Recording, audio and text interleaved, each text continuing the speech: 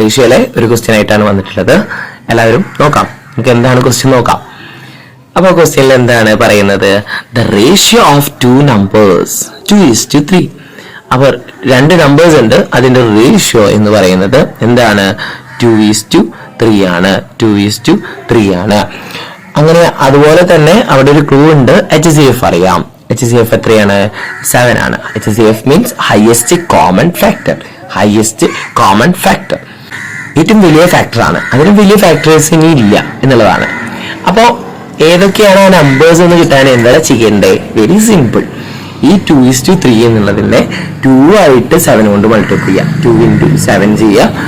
ഇവിടെ 3 ഉണ്ടല്ലേ, അതേപോലെ 3ന് എന്ത് ചെയ്യുക? 7 കൊണ്ട് മൾട്ടിപ്ലൈ ചെയ്യുക. കാരണം ഇതിനേക്കാൾ വലിയ മൾട്ടിപ്പിൾസ് ഫാക്ടേഴ്സ് ഇനി ഇല്ല.